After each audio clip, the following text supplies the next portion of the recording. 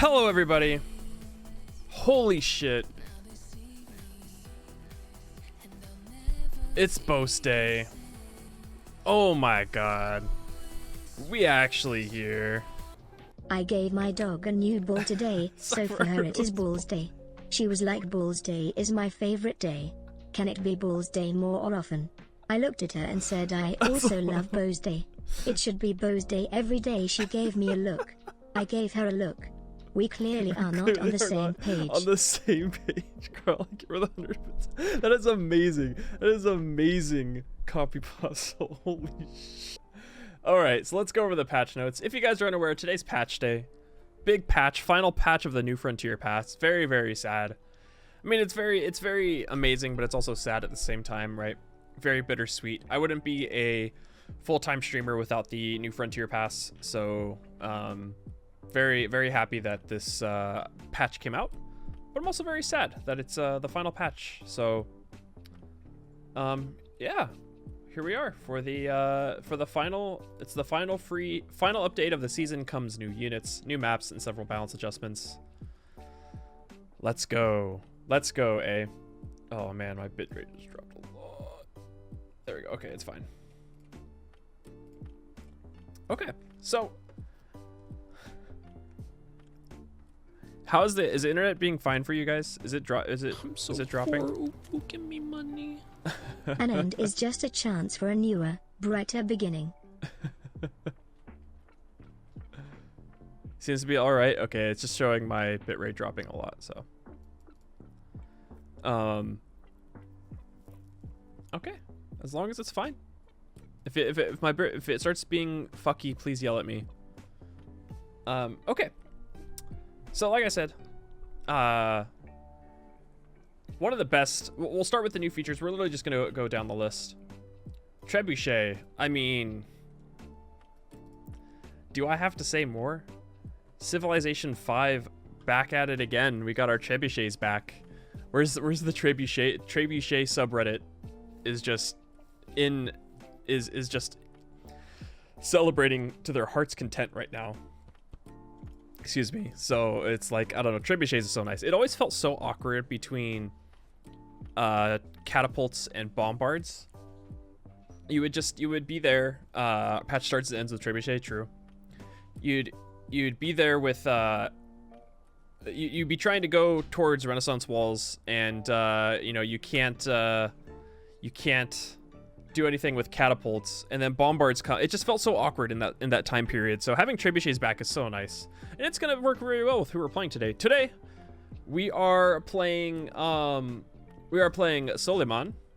So we're playing the Ottoman Empire on top of doing siege units. So this will work very, very well.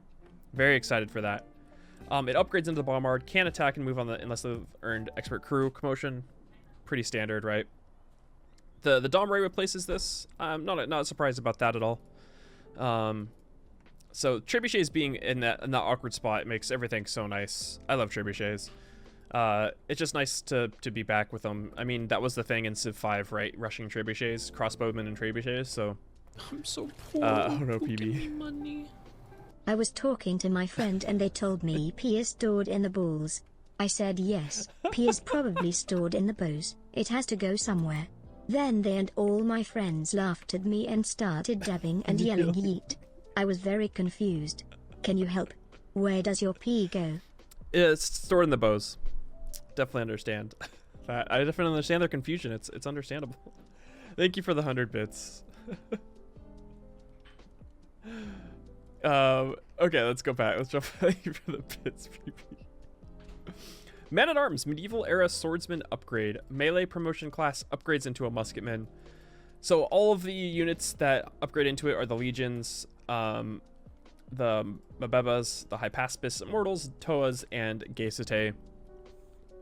And also, this is really nice though, is that the unique units that replace this are the Berserker, the Samurai, and the Kevser. This just means that the Berserkers get a little bit of a buff, right? It's a little bit of a buff. Buffs Herald just a tiny bit because Berserkers always felt so awkward. So Berserkers getting a little bit of a buff is nice. Once again, another medieval era unit that is not going to get slaughtered by crossbows, so that's nice to have.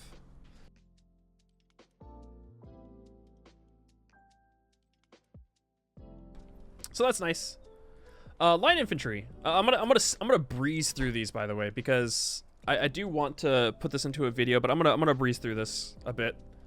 Line infantry, industrial era musketman upgrade. Melee promotion class, it upgrades into infantry. So the conquistadors and the janissary upgrade into this, and the guard imperial and the redcoats replace this unit. I really like all of these new units because, I mean, like I stated before, right? It takes out those awkward spots. The medieval units or it takes out that period between, Femi. All right, sorry. All right, sorry. Another month. That's 8 months. Thank you so much for the sub. That's very, very kind. It's very kind of you. It takes out that awkward moment where you feel like your units start to become obsolete, right? Which is what Civilization 5 struggled with a lot. Raul, thank you so much for following. Welcome to the stream. That's what Civ 5 struggled with a lot, right? Was your units would be obsolete, so you had to wait for very specific timing pushes if you're doing domination. And that's why a lot of people played on epic speed and not on standard speed, because your units became obsolete too fast. So I think having these units in here, like the line infantry, like the man-at-arms, like the trebuchet, like takes away that probability of, or that chance of units becoming too obsolete too fast, especially on standard speed in Civ 6. There really wasn't that big of an issue in Civ 6, but this like basically eliminates that completely. So, and we'll get into it more once we go into the actual upgrades as well. So. This is very nice to see. I really enjoy these units. This is really nice to have in the game. Just having more units and more options makes the game more playable. We've got some new maps. I think, yeah, someone had mentioned it before, but I thought about this earlier. Man-at-Arms rush. Very easy to do. Build 3 mines. Immediately start building men-at-arms. Feels pretty good, right? Feels pretty good, man. Let me load up Civ 6 too, just so I can see like requirements if I miss any.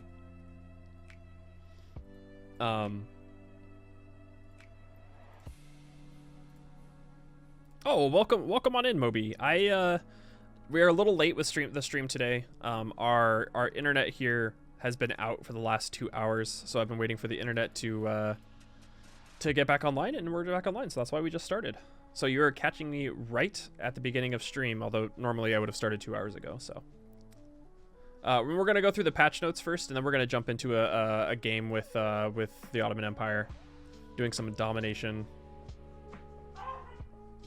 You don't care, you just want to pet the dog. That's fair.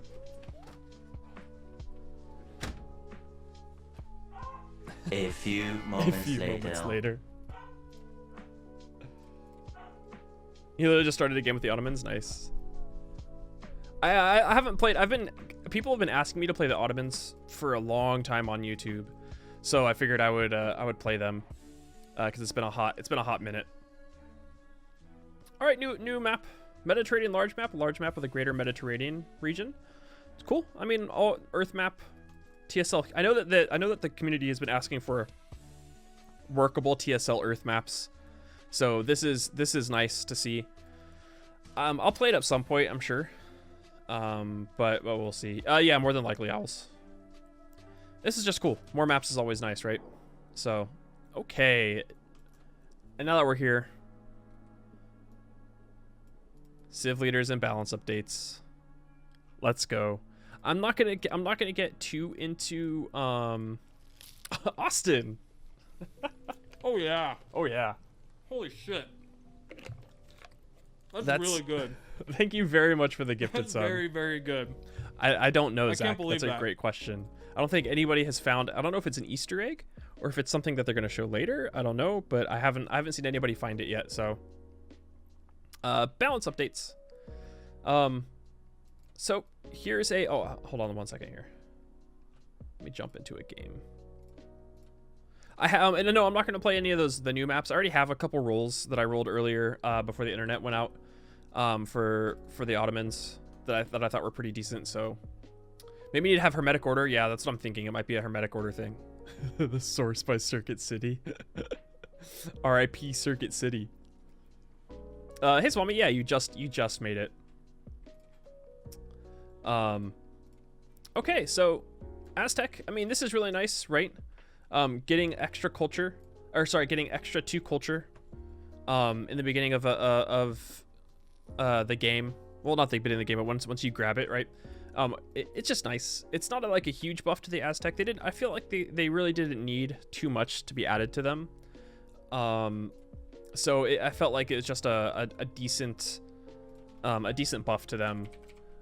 Right, it's you build it once you get the entertainment complex. It's not like you're gonna be building an entertainment complex that much anyways. Well, maybe if you're gonna be building Colosseum, right? Because I feel like Montezuma does very well with Colosseum. So getting that extra culture based off of that is nice. Like I said, it's just a little buff for the Aztecs, so nothing crazy. Australia, coast is now a tier 2 start bias. I mean, that moves it up, right? I don't know what it was before, if it had a start bias for coast, so I don't really know for Australia, but I mean, this doesn't really mean anything to me, if I'm being honest. If I'm being honest.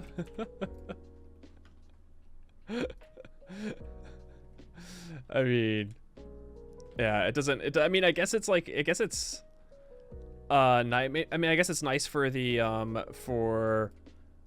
appeal, right? I'll be playing as well. Mirshad, I'll be playing as well, but we're gonna go over the patch first. You can reveal Atlantis if you eat a pickle. How about no? How about no? But I mean, like I said, I guess this really doesn't affect. I mean, I don't. It's mostly, I guess, for the appeal, right? For the coastal start bias, or maybe it's the Earth start. I don't know.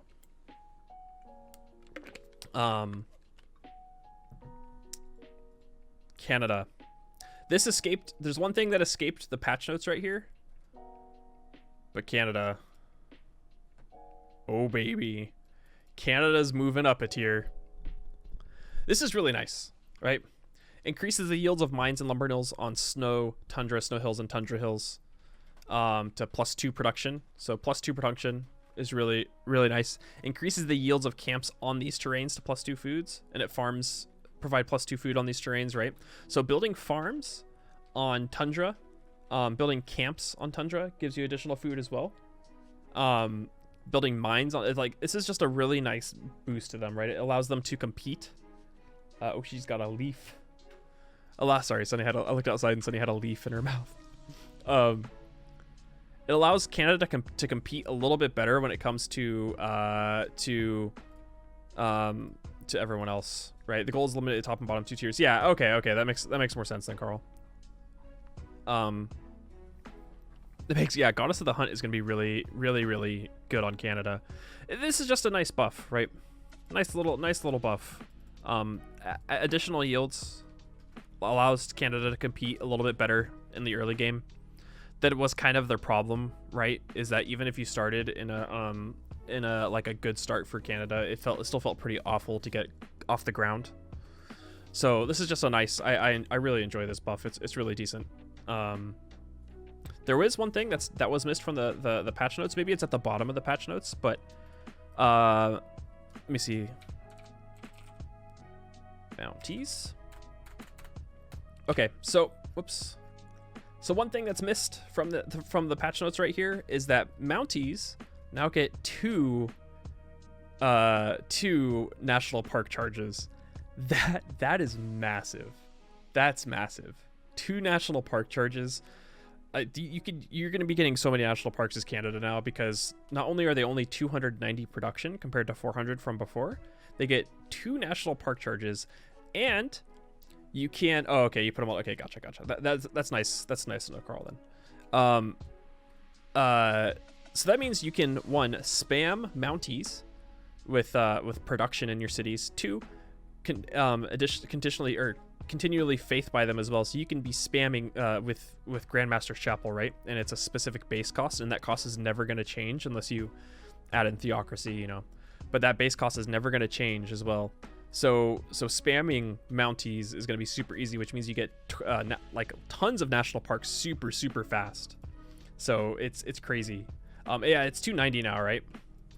For Mounties. There we go. Yeah. Borderline, yes, that is Carl. Borderline is Carl. Here it is. Okay, so it's right here. So Mountie, combat strength increased to 62. That's just from the overall light cavalry change. Added additional national park charge and cost 290 production. That is so nice. Like national, like Teddy for what, right? Teddy, bull moose Teddy for what? Who's the real moose here? Who's the real moose here? Teddy's still the real moose. I'm sorry to tell you. I'm sorry, my Canadian friends, but Teddy's still the real. Sorry, eh? Sorry.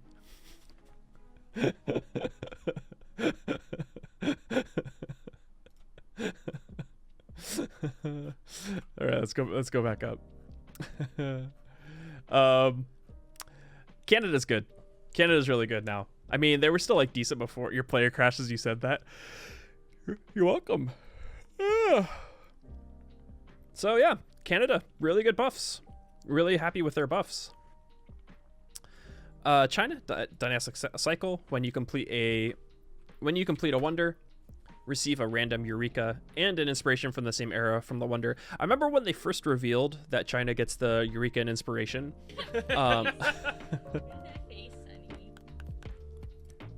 Donka, thank you so much for Prime sub. That's very kind. Thank you. That's very kind of you. I remember when they announced that, I was afraid that it wasn't gonna be like, it was gonna be from a different era or like a previous era that didn't matter, right? So like you had 2 turns to work like sailing and you just never got it, and then you built a wonder and it like all of a sudden you got the Eureka from sailing. You're like, wow. Okay. But it's nice. The same era from the wonder. So that's a good. I like that. This is decent. Allows you to snowball wonders. And not too incredibly hard. Allows you to snowball a little bit, but it allows you to, like, you know, for some of the wonders are really hard to get, right? Because they are in specific areas that boosts feel really terrible. Like some of the boosts just feel really, really terrible to get. I'm trying to think of one off the top of my head. Of course, like the one time I can't like think of any, right? I guess like opera and ballet would be an awkward one, right? Because building an art museum in that time frame is a little weird. But yeah, yeah, I guess the ballistics one is pretty. Yeah, that's a good one. So yeah, okay, France. I like this change. This is a great change. France, the chateaus, 2 culture, 1 gold at the base, plus 1 culture for each adjacent wonder, increasing to 2 with flight. If you guys did not catch this though, plus 2 gold for being on a river, which means they no longer have to be built on rivers. You can spam chateaus as much as you want now, which means there's another tile only improvement civ for me. There's another tile improvement only tourism game for me to play with France. So this is a good change. It's a really good change, right?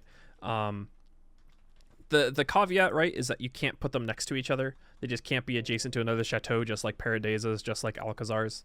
But Peppermint Butler pointed this out in TGM stream.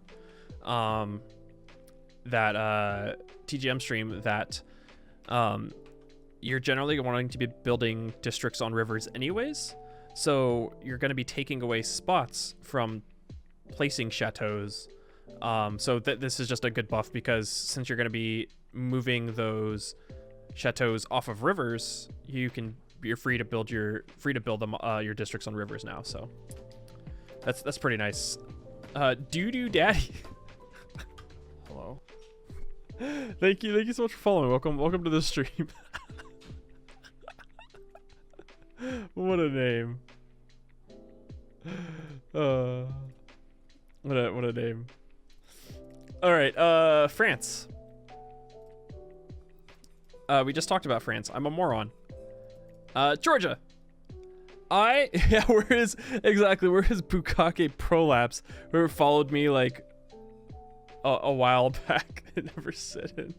Hey, Arthas. Oh, you know what? Okay, yeah, that's something that I can bring up here. Forget all of these changes.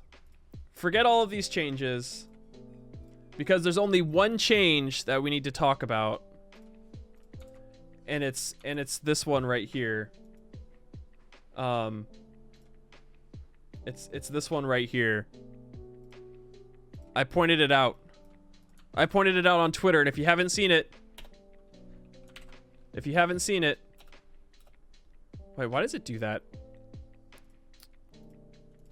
I don't know why it does this.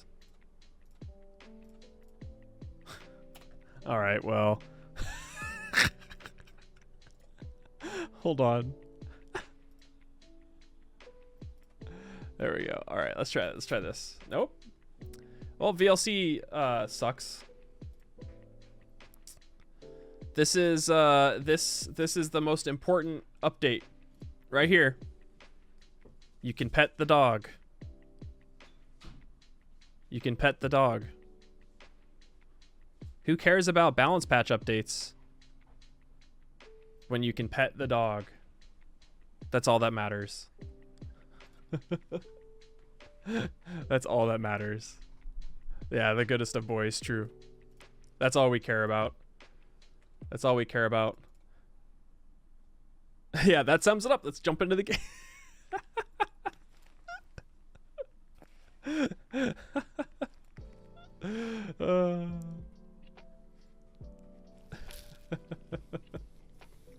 Oh yeah. Oh, Holy BFD. shit. BFD, thank you for the really gifted good. sub. That's very, very good. I can't believe that. Are the Khmer really good now? Yes. Yes. We'll get into that, but the Khmer are amazing. I think it's safe to even say that the Khmer are S tier. So, no, it doesn't count as a movement action. No, it doesn't. It does not. That'd be insane if it did. All right, Georgia. This is a great change. This is very similar to BBG. Though, so you no longer receive the is it? No, it's pronounced Khmer. It's pronounced Khmer. 100%. Just trust me on this. It's pronounced Khmer. Am I joking about S tier? No. It's pronounced Khmer. I made sure of this too. I'm very I want to be very certain about how to pronounce word different names and stuff like that, and I 100% positive it's pronounced Khmer. I want to make sure, because the way that I see it, it's if people can pronounce Tchaikovsky, they can learn how to pronounce Khmer, right? So there you go.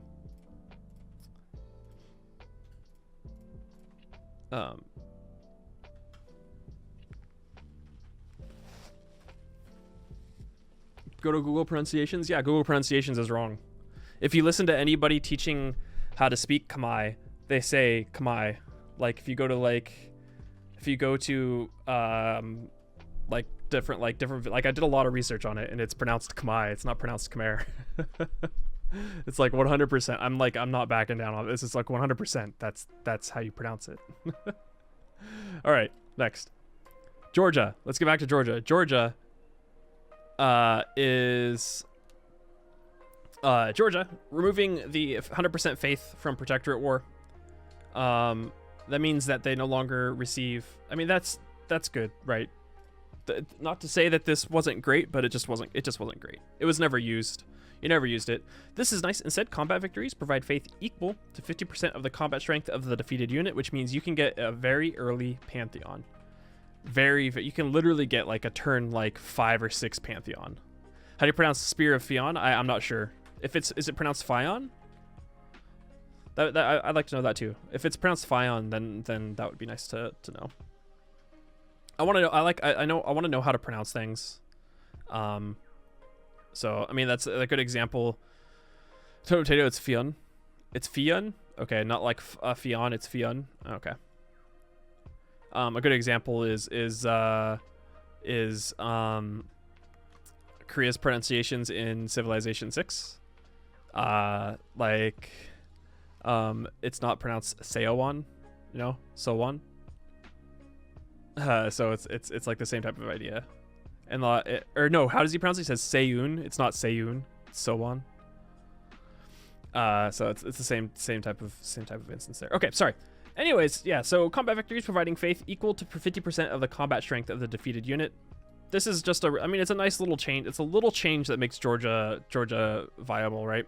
It allows you. It's still defensible, which means you get extra faith for it. I don't think that it makes her like A tier or anything like that. But it's just a nice little thing, right? It's defensible. You're going to war. You get faith for going to war, which bolsters your faith even more. You can do domination faith stuff. I like this. I like this. Very insane. There's a possibility of getting an insanely early pantheon. So it's pretty nice.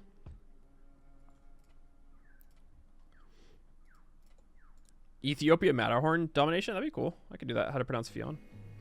Irish folklore and mythology. Pronouncing this one, you know, pretty much ignore the O, Fen, and Fen. now you Fen. know. Fen. Okay. Okay, that's cool. That's good to know. Fen. Germany. Rivers are now a tier 5 start bias. That's nice because as before, I discovered this while we were watching TGM stream earlier today. Germany did not have a start bias. So now that rivers are, that's wrong. Okay. Rivers are now a tier 5 start bias. That just makes Germany even stronger. That's the same. It says a Khmer. I just said Khmer out loud too. Khmer. Yeah, it's Khmer. It's pronounced Khmer. I'm not gonna do. I'm just gonna talk. We're done. It's pronounced Khmer.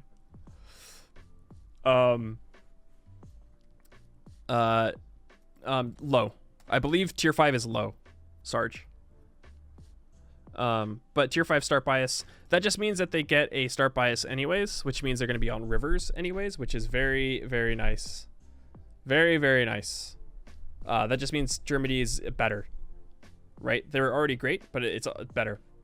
That's just great. I haven't done a tier list. I haven't done a Civ 6 leader tier list, and I'm going to. I was waiting until this new patch. I will say it now. I used to not think as much, but Germany is going into S tier. I think Germany is going to S tier. I can give you some previews. Germany's for sure going to S tier. Okay, Greece. Thermopylae added +1 combat strength to every military policy slots. Every military policy that is slotted. So this is really nice. This is really nice for Gorgo. We're trying to eliminate S tier. Stop it. It's not my fault that Germany is really good. This is really good for Gorgo. Gorgo always felt a little awkward, right? When compared to Pericles. So it always felt like, you know, Pericles was just Gorgo but better. Even though they're both Greece. And so having the change to the combat strength with having additional combat strength for having military policy slots in because she already has a wildcard slot available is really, really nice. So it just makes her a little bit stronger. Good change. Good change. Nothing too much to say about that, right? Just a decent change for her. So for Gorgo, let's see.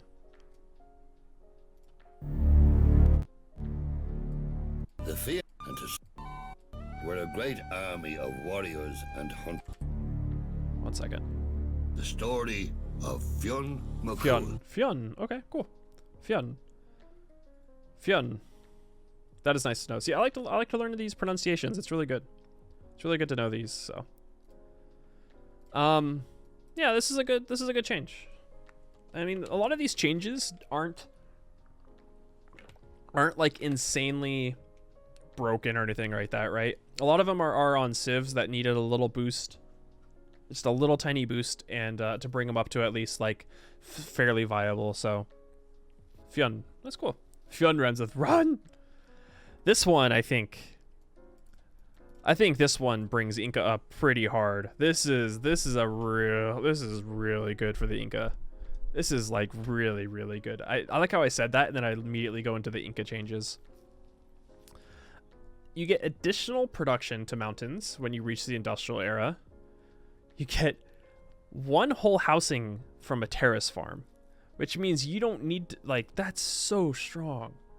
I'm in the camp, and I think I've been, I've read everything already. I've been in the camp that terrace farms are insanely powerful. Probably one of the best tile improvements in the game, easily top 5. And I know there's a lot of people who disagree with that, but the fact that terrace farms give a whole housing now is like, it's so good. It's so good. It's so good. And now the fact that mountains are a tier 2 start by it, like, come on, man. As if the Incan Empire weren't good enough. So I think this bumps them up to like a really solid A tier for the Incan Empire. Like, this is really good. Like, the fact that this gives +1 housing, I think, is a pretty big change. Just because there aren't a lot of things that give a whole housing, right? Most of them give half, right? Farms give half. Most city-state tile improvements give half. So adding one whole housing means that you don't have to rely too much on like early granaries and things like that. You can just get a couple terrace farms. So yeah, it's a really, really good change. This is probably one of the changes in the whole patch that sticks out to me the most. So this one's insane. Japan coastal tiles are now a tier 3 start bias. I don't know what it was before, so if someone knows what it was before, that would be nice to point that out. So that's just good though for Japan, right? They like being on the coast with their with the way that they district. So good change, I guess. Most of the changes that are significant aren't coming from their abilities, it's coming from their units, right? So yeah, imagine the Inca game with this. Yeah, that'd be crazy. Okay, someone wanted to talk about it earlier. We're talking about it now. Khmer time. Oh baby, Khmer time.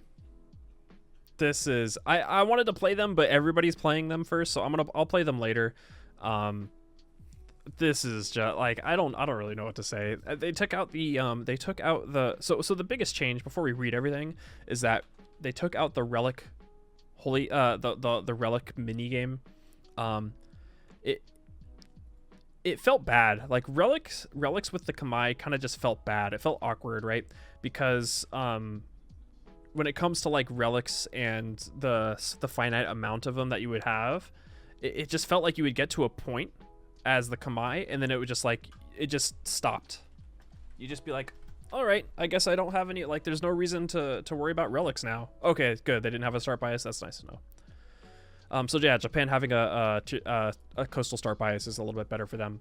But yeah, having the whole like relic mini game with the Khmer just felt really weird, and it felt like it didn't synergize with everything else that they had. So I really like that. I think it was Carl. I think you pointed it out, Carl, in the dev update. It was you. It might have been you, that you guys kind of went all in on the food and faith aspect of the Khmer, which I think synergizes really, really well, right? Because you go River Goddess.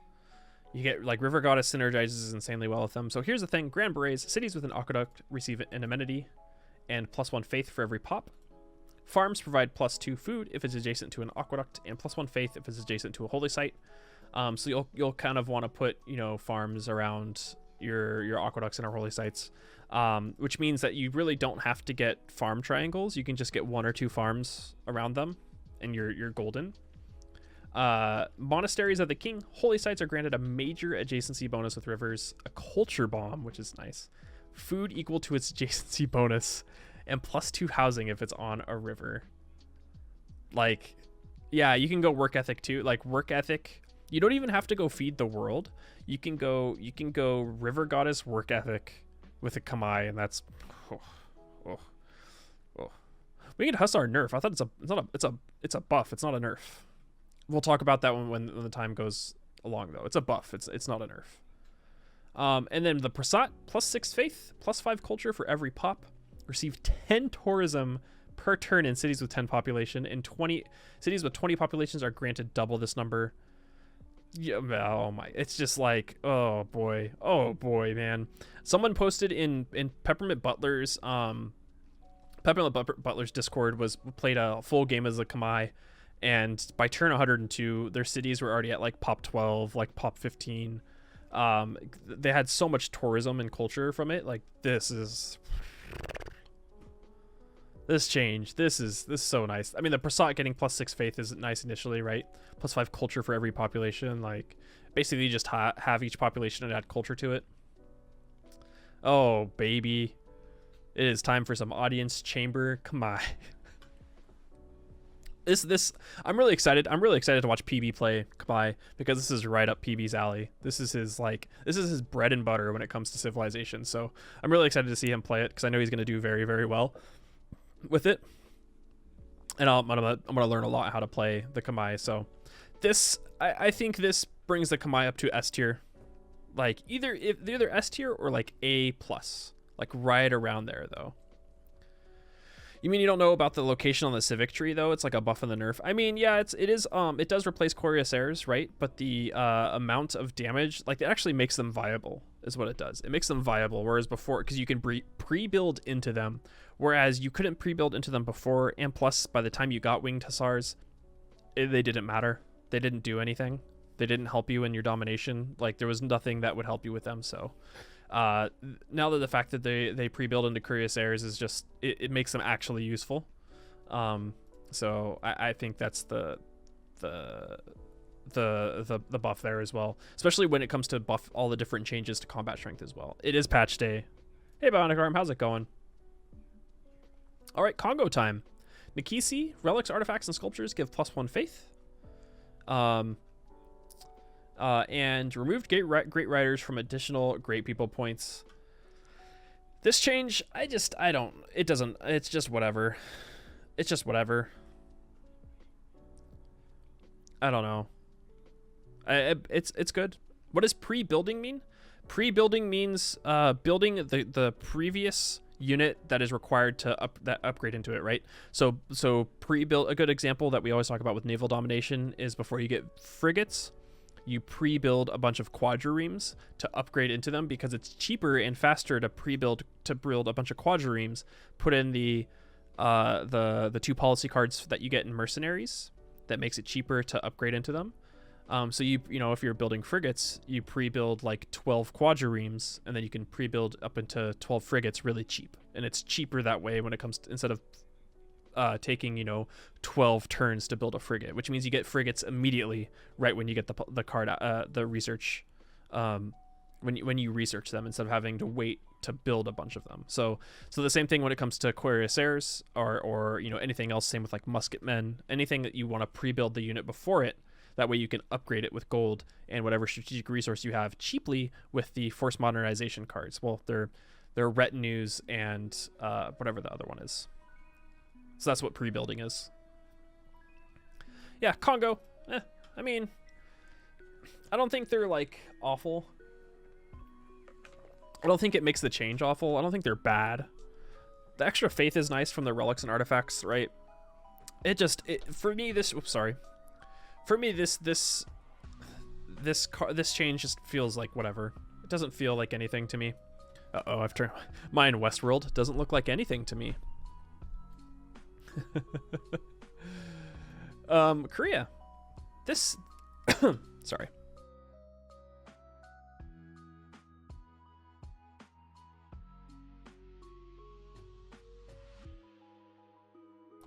Okay, Korea. 3 kingdoms. Mines now receive +1 science for each adjacent Soan district. Farms now receive +1 food for each adjacent Soan district. So the big thing there that they talked about, right, is that stacks. Before it did not. So that means if you had a mine and you had 2 Soans right next to them, it would only receive that extra science. So now that it stacks, so it receives the extra science from each of the Soan districts around it. So that encourages you to build mines around your Soans. It encourages you to build your mines around them next to each other. So, yeah, exactly, Carl. That's kind of you're a lot better at explaining what I mean by that.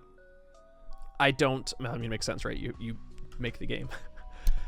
It doesn't mean anything to me, meaning that the great writer from his great people points, it's just whatever, right? It doesn't really change how you play the Kongo. So considering you don't really care about Great Rider points in the way that you want to play the Kongo, right? You care about relics and religious things. So Great Rider points, it doesn't really affect his gameplay. So I remember I saw that and everybody was like, oh my god, but it's like, it's really not that big of a deal. It really isn't. So this one here, this isn't like an insane buff. People, the thing with patches, especially big patches, people are always gonna go to the most extreme end. They're gonna be like, this is fucking terrible. How could they do this? Or this is amazing, right? Doesn't really, like, the thing is that this doesn't buff Korea so much that it's gonna make them, like, it's gonna change their ranking. What this does is it allows a little bit more synergy and a little bit more fun, and encourages you to plan out your so-ons a little bit better instead of just throwing them up on a hill somewhere. So I like this change. I like this change. It's a good change. Gives you a little bit more extra food and stuff like that. I don't know. The people who are crying foul at it, I don't get the reasoning. Okay, Mapuche. This is basically a whole rework of Mapuche. The cities with an established governor provide extra culture, science, and combat experience towards all units trained in this city. The numbers are tripled in cities that are not founded by Mapuche. So that means that you get 15% culture, production, and combat. That's crazy. The numbers are tripled in cities not founded by Mapuche. So what this does is it encourages you to go to war. I think this is a really good change because it always felt like it felt like you wanted to go to war as the Mapuche, but you weren't sure if you it wasn't like, it didn't feel like it was you were getting a lot out of it when you would go to war. So this really encourages you to actively go domination, which I think Mapuche is really good at, especially when it comes to his loyalty mechanics, which you can see here. Plus 10 combat strength when fighting free cities or civilizations that are in a golden or heroic age. This is rad. Extra combat strength, because you're going to be flipping cities, right? You're going to be flipping cities by killing units around them. So it's really cool. Defeating an enemy, which is right here, right? Defeating an enemy unit within the borders of that city causes the city to lose 20 loyalty and 40 if that player is in a golden or heroic age. That just means that when you're flipping cities by taking them, you get extra combat strength. Yeah, and it makes Victor extra powerful too. Exactly, Jay Boucher. So, yeah, why would Mapuche even make settlers when they can just make more units? Exactly. Yeah, Felky, that's a great point too, right? Everyone sees what's on paper. I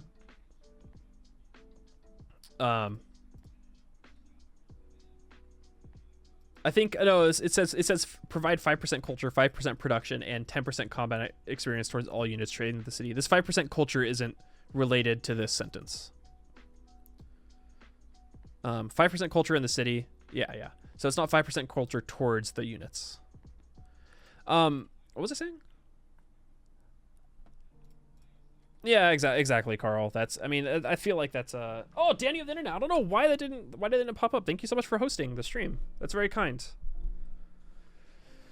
Miko's art, yeah. That's what I was talking about, Felky. That's what I was talking about, is that the patches like the extremely responsive come impulsively. I mean, that's how it always is with every game too, right? Like Dota, I follow Dota, and Dota's the same way, right? Where they release patch notes and they reach big, a whole 2,000 word patch notes, and people go like, holy shit, this is broken. Everyone's gonna play this. And sometimes they're right, but the majority of the times in practice, in actual situations of the game, it's not that big of a deal, right? It's not that big of a deal. A good example is the Korea change. The mines receiving possibly a maximum, if you're actually playing the game, 3 extra science, right, in the city, which means that you're going to be gaining in a 300 turn, you'll gain an extra 900 science total throughout the entire game. That's not game breaking. That's not game breaking. So, for one city. And it's not like it, yeah. So that's a really good point to make. Oh yeah, and then yeah, the Chemable extra production, cool. It's nice. Chemable always felt awkward, so it gives you a little bit incentive to build things and place them in cities where you're building things. So, it's nice. All right, Maya change. So farms receive +1 production for every adjacent observatory. Great change. Nice little change. Allows you to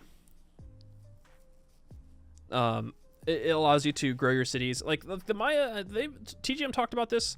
Carl talked about this in the dev playthrough. The Maya always felt really weird. And this is solved by this. Non-capital cities within their that octagon that you're gonna get of cities that you found all receive a free builder when the city is founded. This is such a good change. You could play them before with Audience Chamber, but like even with them, like it just felt like it feels so bad because right when you start, you realize the importance of builders. You're like, oh, okay, I can settle off water, but I don't get the balances. I don't get the benefits from settling on a river. So it's just like, so now that you have extra builders, whenever you settle a city, it allows you to get your cities going before. Whereas like the Maya, it always felt so bad. It felt so bad because you needed builders. You had to have builders because you have to get plantations up for your observatories to even matter, right? And if you're looking for places to place observatories, that means you don't get the adjacencies. Like for example, if you're playing Korea and you place a Soan on a hill, and you get +4 science. You're playing the Maya, you place it in between two, you don't get your plantations. It just feels really awkward. It feels really, really bad. So being able to get free builders, really, really nice. It does stack with Ancestral Hall, albeit I don't know if you're going to be getting Ancestral Hall, as if you're playing the Maya, you're probably going to be playing Audience Chamber. So I think Audience Chamber works best with the Maya because you're still playing tall with them. But we'll see. You could do both if you wanted to. Also, the start bias changes now too. Plains, hills, grass and plains is tier 1. Tier 2 consists of plantation luxuries. So what this basically does is allows you to start with plantations, which is really nice. Really, really nice. Oh, good. Thank you, Zach. That's a great little resource there. Mongolia, the Ordu now gives XP to siege units. Cool. Before it wasn't. Before it was, I believe it was just cavalry, right? Oh no, it was all units minus siege units. So, giving, that's cool. Nice little change. So, it just doesn't really change a lot.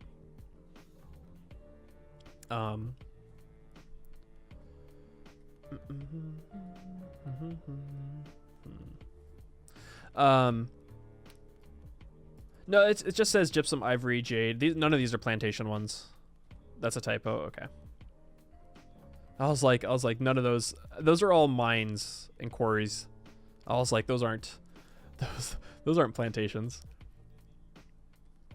Okay. The Netherlands. I think this is one of the ones. This is one of the ones that I understand the meaning. I understand the reasoning behind this, right?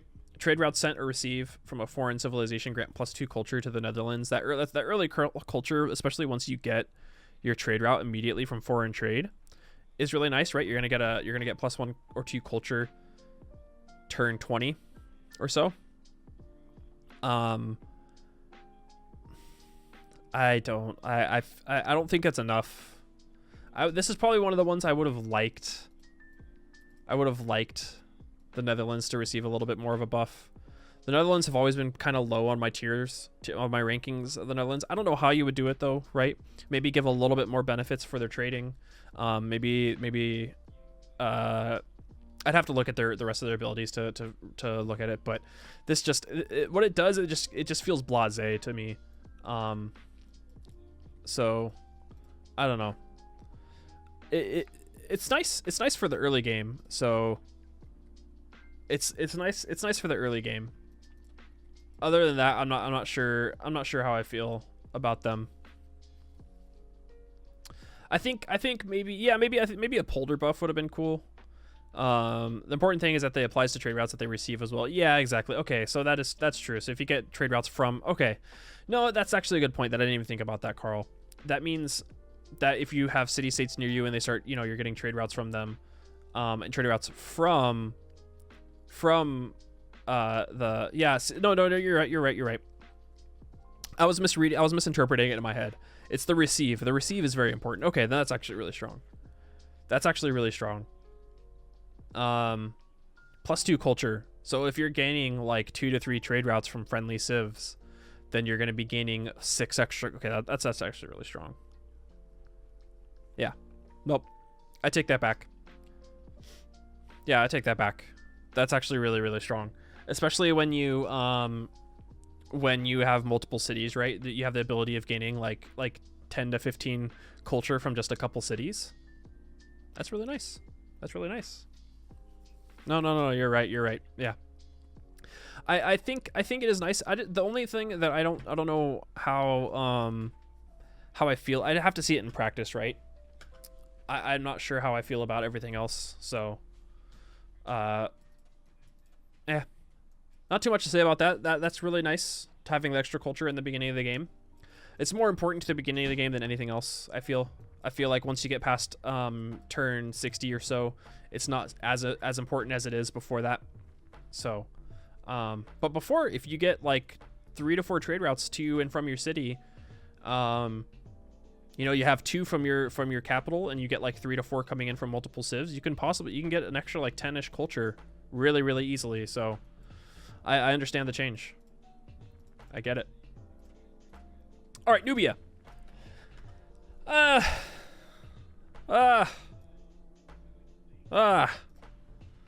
get it. I get why. It still makes them good. But getting like 3-turn archers, 3-2 Nubian archers was a little too strong probably. So, hurts though. Hurts. This is nice though. Increase 2 food, 2 faith Nubian pyramids. Place them on floodplains. Put vampire castles around them. Pretty nice. Pretty damn nice. As a domination player, it hurts me the most because I really liked Nubian archer rushes, right? Being able to spam them super fast, super fast was so nice, but it may have been a little too broken.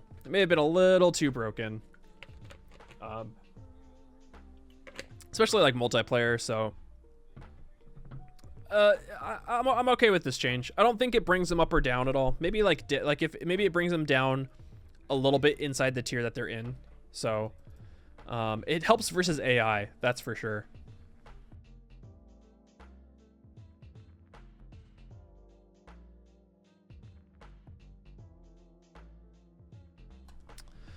You used to restart when Nubia is your nearest neighbor. Yeah, exactly. It makes them a little bit less fearful when you're playing versus the AI.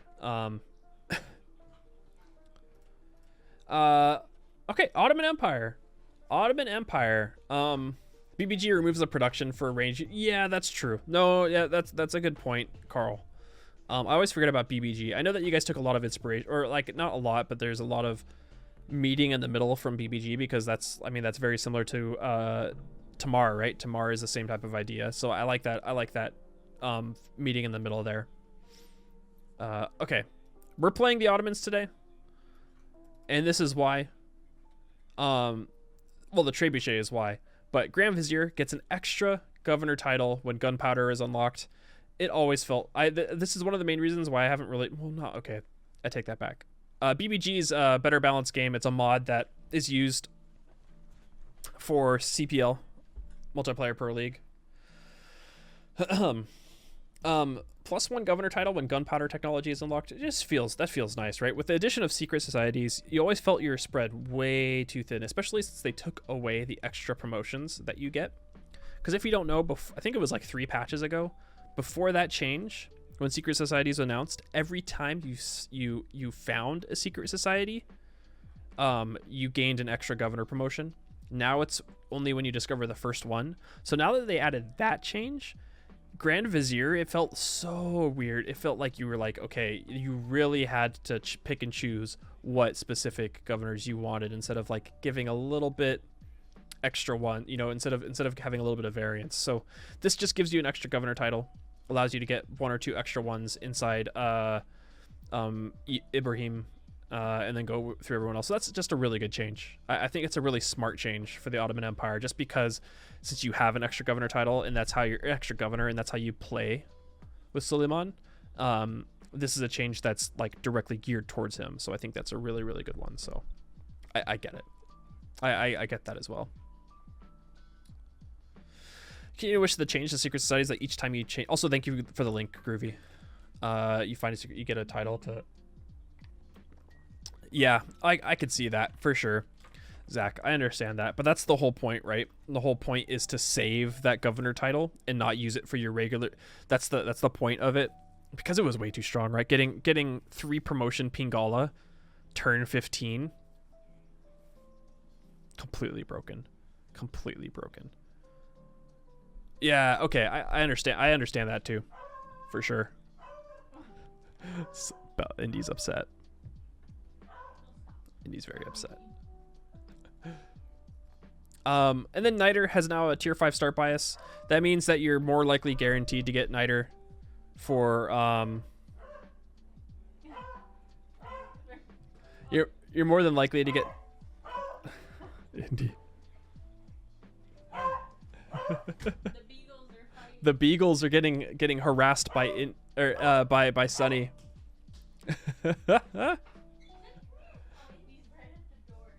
Indy's right at the door. What does tier bias mean? Is lower, better, higher. Tier 5 is the lowest, tier 1 is the highest. So that means that they take, like, where their start biases, they take those into consideration more. So who was it earlier that we saw? So with the Maya, their bias to start means that they prefer to start in grass plains, grass hills, and plains hills more than they would plantation luxuries. And then, oh my goodness. Sunny just threw I don't know if you guys heard that. She threw a little temper tantrum there. 1 second. She's going, you guys won't let me harass beagles. I throw a temper tantrum. 1 sec.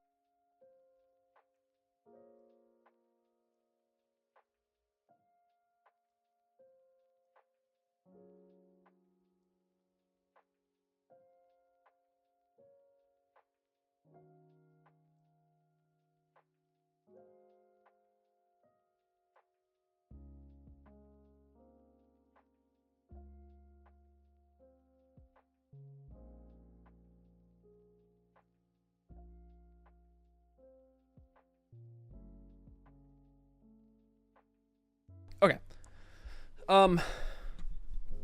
We can pet the dog. How do we get to pet the dog IRL? It's a great question. Sunny's being a butthole right now, so she's not letting us pet her. It was quite OP. No, that needed to be changed. I was really sad that the governor title change happened. It needed to be changed. It really did. It was literally broken, right? It was actually broken. Being able to get, like I said, three promotion Pingala, like before you even got your second city out. That's OP. That's way broken. That's why, like, I mean, we had a lot of fun with it, but yeah, that shouldn't have existed. Yeah, so we're playing Suleiman today. Paradisas.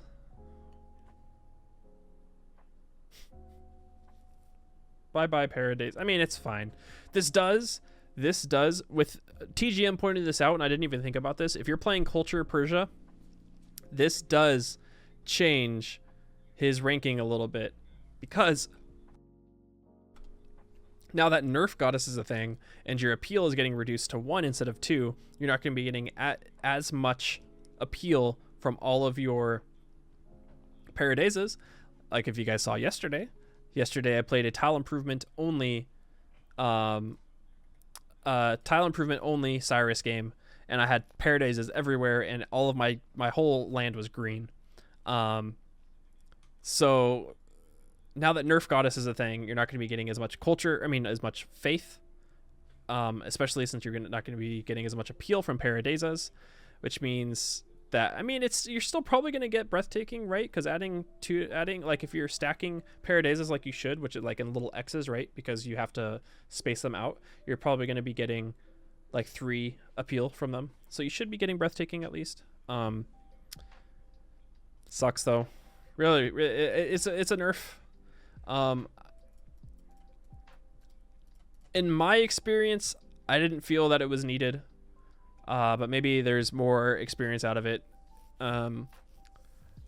It just feels a little weird when paradisas.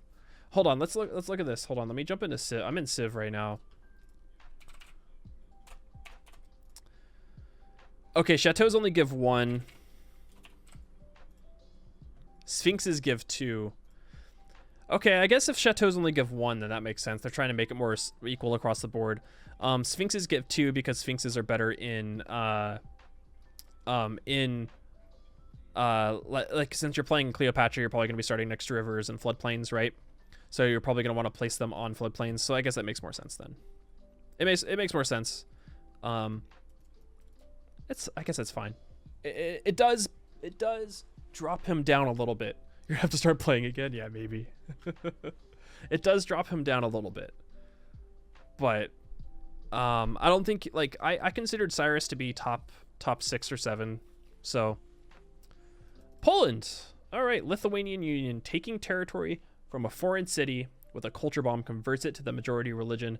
This is a big change because before it was only with Poland's religion, and sometimes you don't get a religion on deity. So this is a good change, right? Especially if, like, say someone gives you a religion that you like, and you're going to be you're going to war with them, and you're using the culture bombs to steal tiles and converting it to that majority religion. It's pretty nice. That's not even like the biggest thing about Poland though. It's their chorus. It's their change to hussars. Hussar combat strength was increased to 64 from 55, which means that it replaces the cuirassier, and it's unlocked with mercantilism instead of mercenaries, so it means it gets pushed back a little bit further, but it allows you to pre-build. You can pre-build them, which you could not before, so it's really nice to pre-build them, and which is the whole point of getting hussars. Whole point of getting hussars is that you can use them and pre-build them, which means that you can get them immediately. And you can it gives Poland a nice little power buff. I don't think it brings Poland up enough.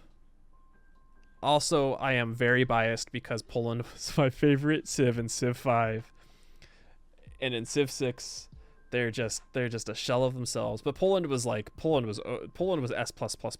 tier in Civ 5, so I'm a little biased there. a little bit of a bias thrown in there, but that's okay. Poland in Civ 5 was overpowered, right? Yeah. It's a buff. Don't get me wrong. I like the changes for Poland. I wish there was a little bit more. Maybe giving them a little bit more of like work with their faith, with Jadwiga. I'm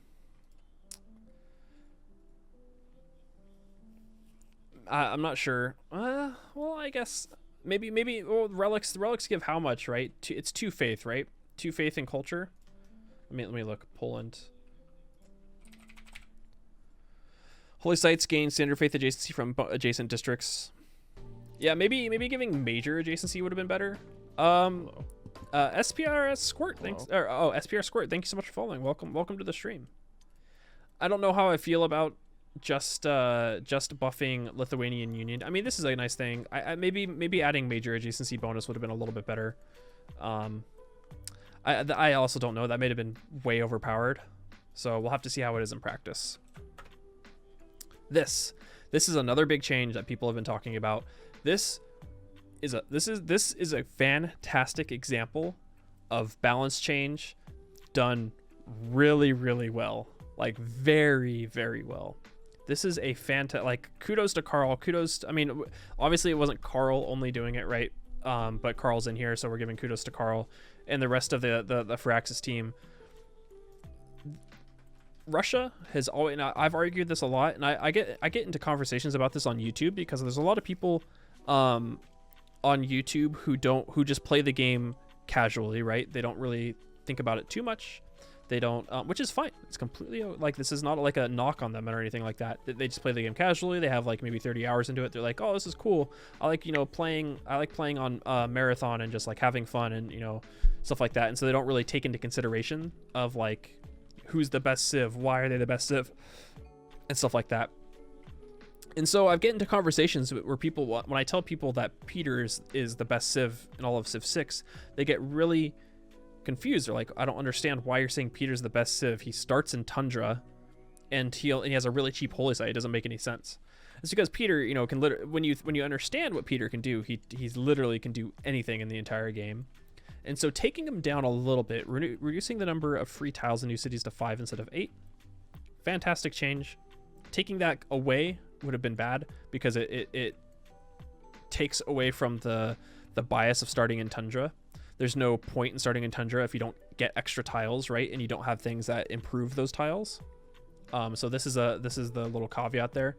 And then this here. My suggestion initially was to remove entirely one of the great people, whether it be artists, musicians, or writers. That was the whole point of, and with Void Singers being a thing, it made it, exactly. So thinking about that, initially I was like, they just have to, if they're going to nerf him and make him still good, they have to take away one of those. But this is even better because it still allows you to get a little bit, it still keeps that fun of playing Peter, right? Of being able to hoard all the culture things, but without getting it immediately, which is really, really good balance because it still gives you an incentive to build the things that already work well with his kit, right? It gives you incentive to build a shrine fast. It gives you incentives to build a temple. It gives you incentive to get a building in your religion, whether it be, a Gurdwara, anything along those lines, right? And so that also means that you don't get great musician points until probably like, turn 100 or so, maybe a little bit earlier than that, because what are you going to do with great musicians turn 50? What are you going to do with great musicians turn 50, right? It also helps the AI too, because how many times have you seen, that's why I hated having Peter in my games. I talked about it in my last video. Having Peter in my games, man, oh boy, did it suck, because you would go and find Peter and look at his capital and there'd be like 50 great writers just sitting around doing nothing. And you're like, well, that explains why we're on Atomic Great Writers and we're still in the Renaissance era.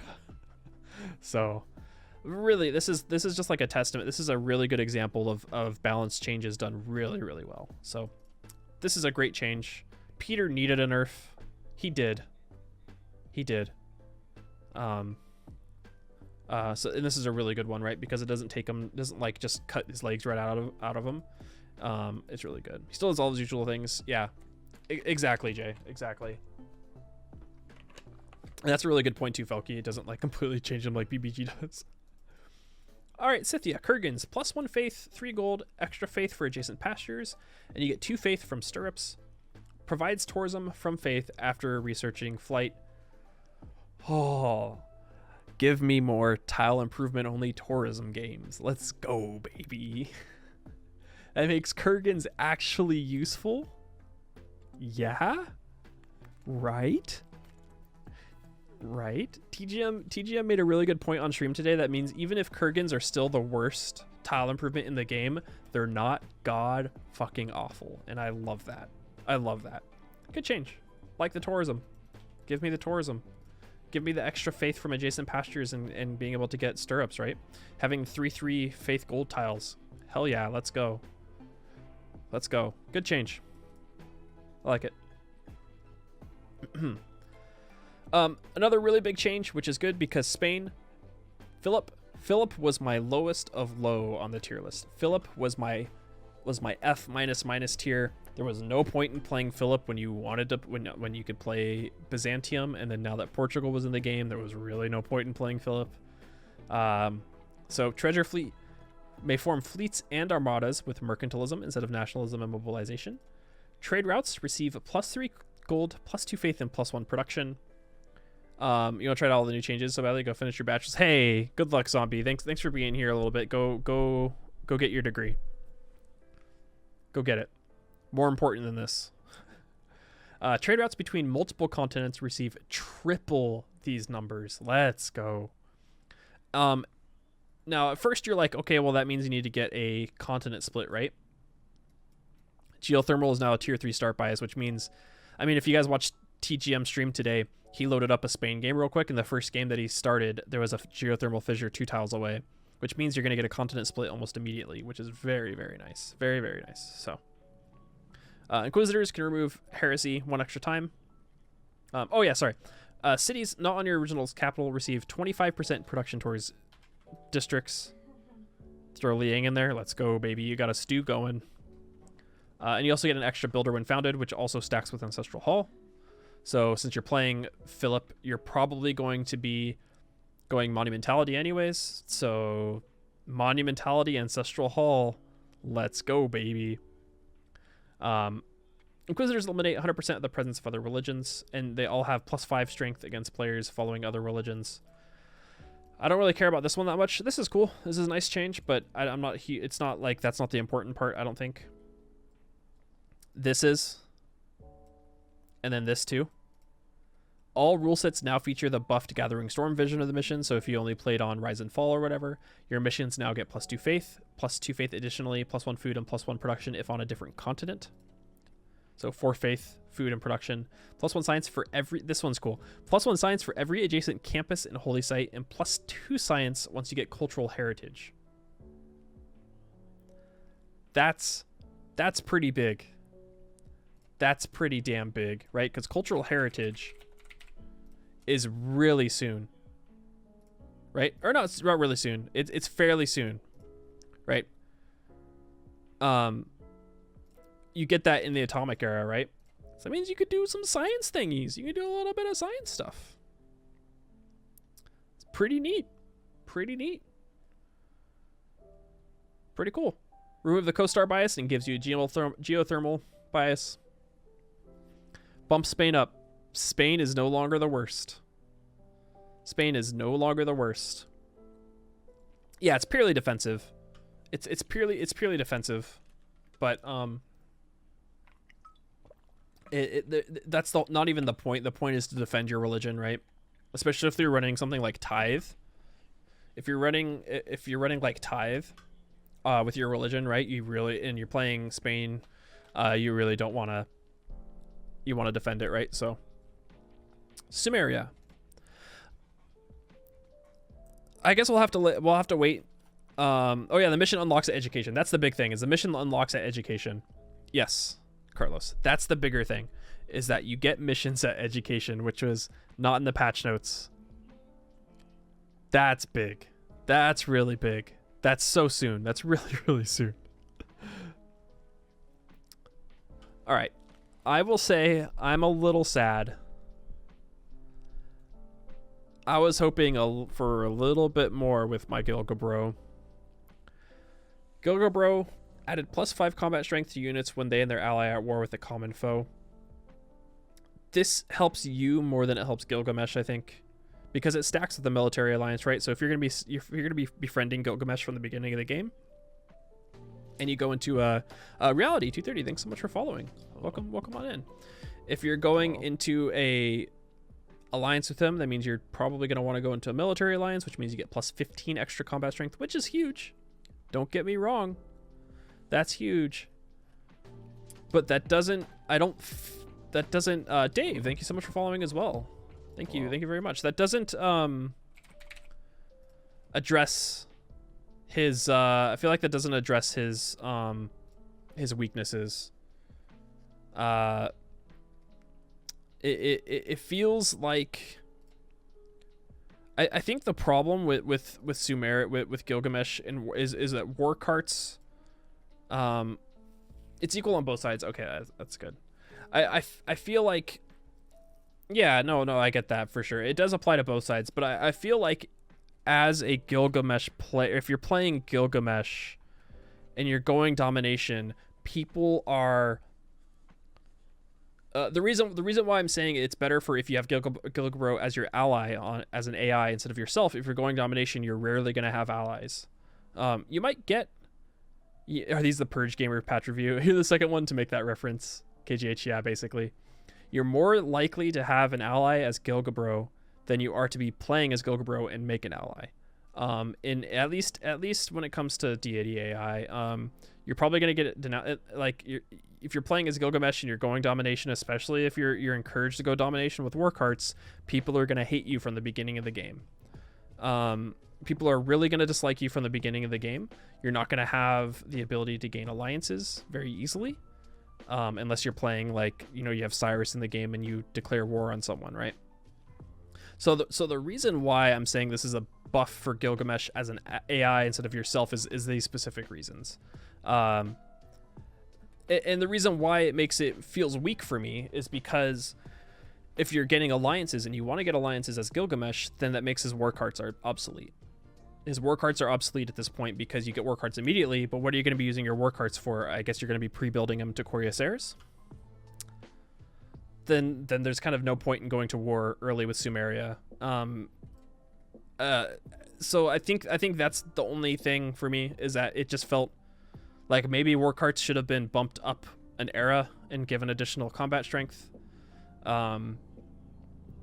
For me, this is a nice. Don't get me wrong. It's a nice thing to have, and it's good. But I think this is one of my biggest critiques about the patch. If I had any critiques, 1 second. There's a helicopter flying overhead. Is this right here? Is that it? That was one of the main points of Gilgamesh. Is that your early war was always really hard to get going, and now this discourages early war and encourages if you're going to go to war later on. So that's why it feels bad to me. That's my opinion on that one. So probably I think this still leaves Gilgamesh pretty low. I think he's still pretty low on the tier list. I'd have to actually play with it though to see how much that. I mean, 15 combat strength is nothing to. You get 5, right? But plus 10 because of the military alliance. 15 combat strength is nothing to disregard. I don't think that's the reason why, but that's not the point of him being weak. It's that his kit doesn't really encourage later warfare. So I don't know. That's how I feel about it. So it basically says my whole point with him is that he's better to have as an ally than to play with him. All right, Vietnam. Thons no longer provides a great general point. I understand now. At first I hated this change. I get it. It makes sense. It makes sense. The fact that they don't take up a district slot and they're really cheap, you can spam them. You can get 3 cities out, spam them. You have every single great general for the rest of the game. So it makes a whole lot of sense. This is a very, at first you think about it, you're like, why the hell, what's the point of building an encampment then? That's why, because you would literally when you play Vietnam, you would literally get every single great general for the rest of the game. What are the stickers on here? Yeah, let's look. Let's see what the stickers are real quick. We've got Drain. This is Drain. This is a band from Santa Cruz, California. A metallic hardcore band. A lot of thrash influences. If you guys like Sepultura, they do a Sepultura cover almost every single show. This is a Pikachu, Pika Butt. Carissa drew this sticker. This is Amoeba Records. Amoeba Records is a record company or a record store in 3 locations, right? Hollywood, Berkeley, and San Francisco. We've got Meowth right here. Carissa gave me this too a while ago. This is another one of Carissa's stickers. This is this is Isabel making her coffee saying fuck. Carissa also drew this as well. This is a Shiba Inu. Just a Shiba Inu wearing a Kirby hat. This is Ari. I got this at DreamHack Anaheim. This is Ari from League of Legends. This is a cat wearing headphones and playing with a 360 controller. You can barely see Link, but Link, this is Toon Link, or Kid Link under here. Chill Hop music sticker from Chill Hop that I got when I was planning on doing Chill Hop things. And then the last one is City Fox Printing. City Fox Printing is the company that makes the two t-shirts, or the t-shirt that I own, you know that t-shirt that I have that's of Twin Peaks. They make that t-shirt. So she drew that. She drew that Shiba before she got a Shiba. That is factually correct. That is factually correct. Also, really quickly, I'm going to take a restroom break really quick. If you guys are new to the stream, I run ads really quickly while I take a restroom break, so that way people who are joining the stream don't get hit with pre-roll ads. So I will run a 2-minute ad break real quick. If you are a sub, you don't get ads. So I've seen some people that are subbed being like, I didn't see the ads. That's why. So, text out placer. Is this Pratch review brought to you by Raid Shadow Legends? No sponsors here. No sponsors. No sponsor. You know what's funny? I think I could talk about it because it's been like 6 months now. Actually, I don't even know if there's an NDA. There was no NDA on it or anything like that, so I can talk about it. I got a while back. I got approached to. It's actually happened a couple times now. To do ads for mobile games like Raid Shadow Legends, and I was like, no, thank you. No, thank you. Like, I don't want to do that.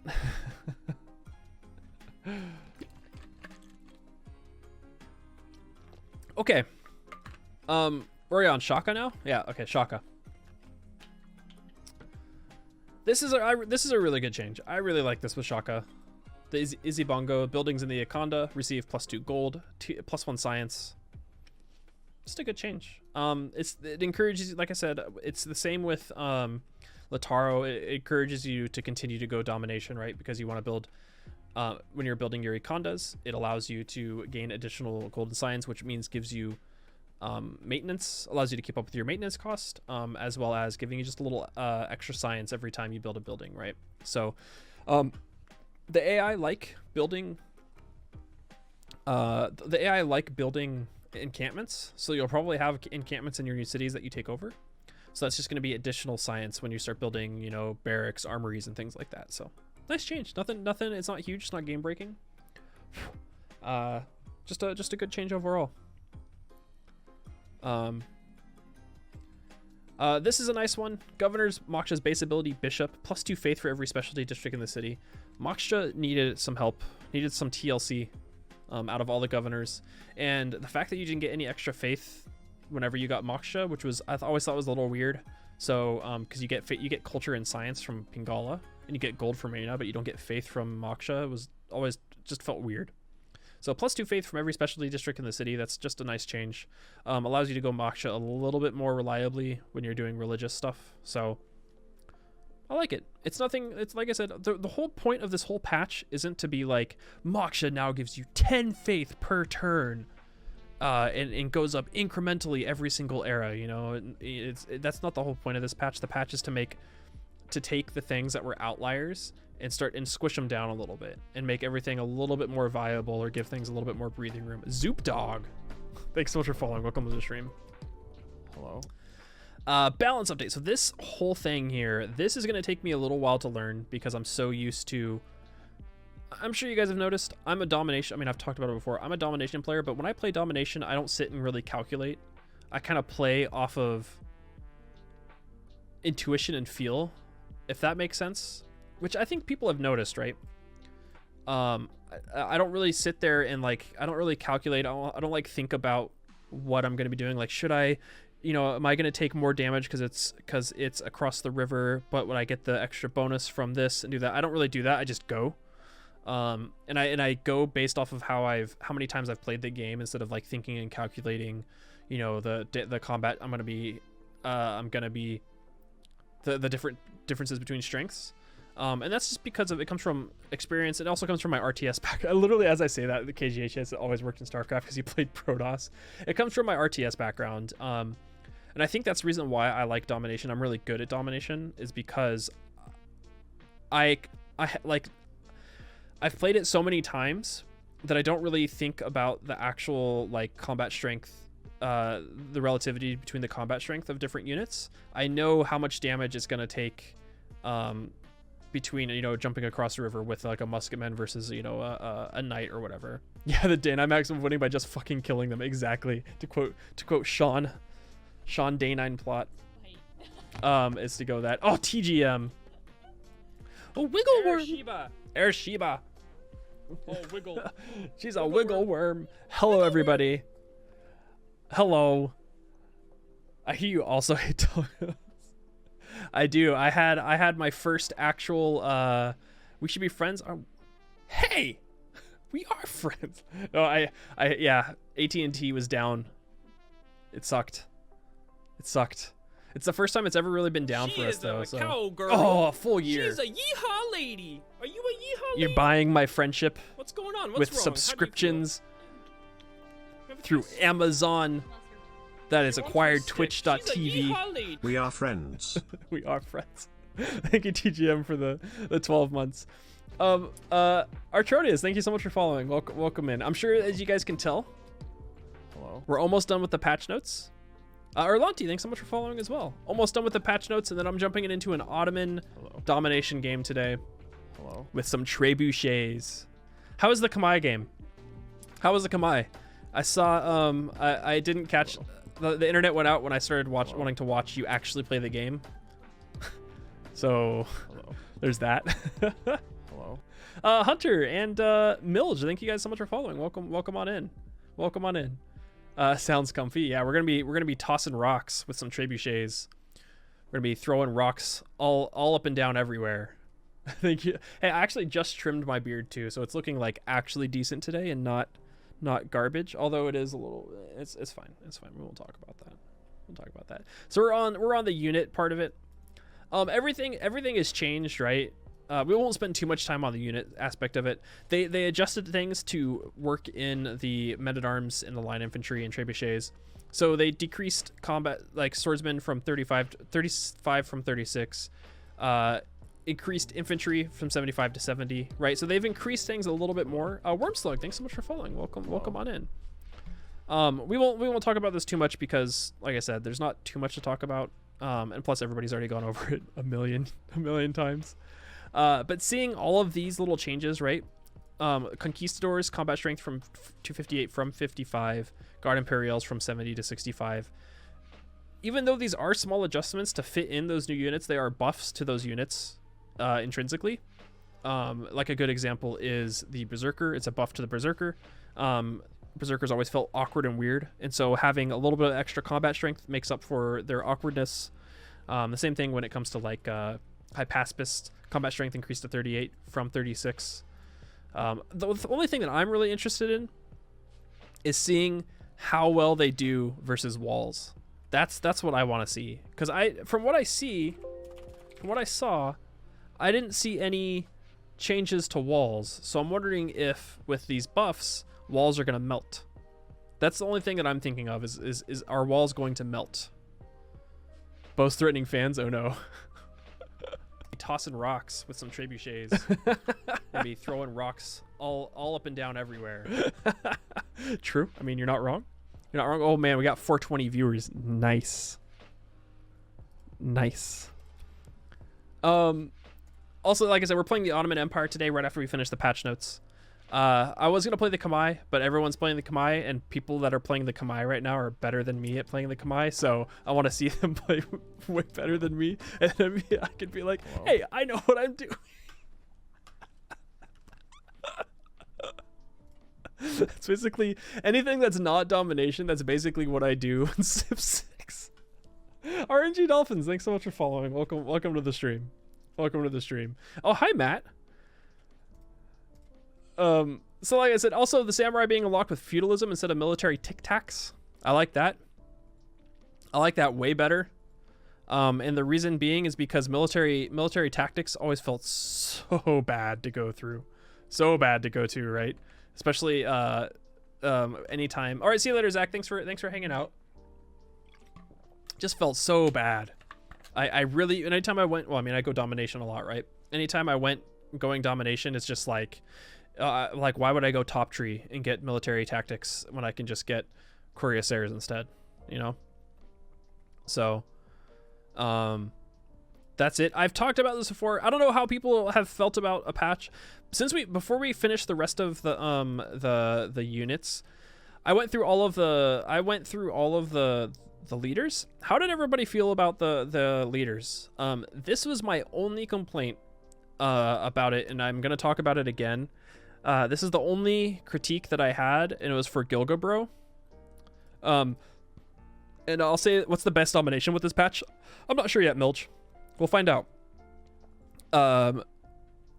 But this is the only thing that I felt that was really lacking in bringing Sumeria actually decent.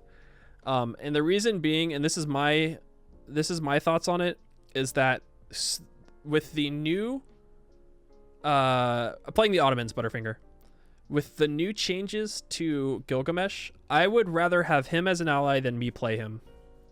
And the reasonings behind that, and these are the exact reasonings that I'll provide, is that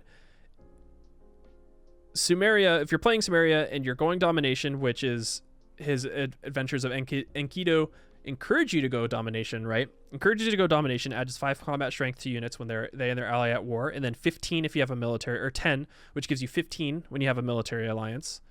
That means you need to have an ally, right? To plus combat strength to units when they and their ally are at war. They and their ally are at war.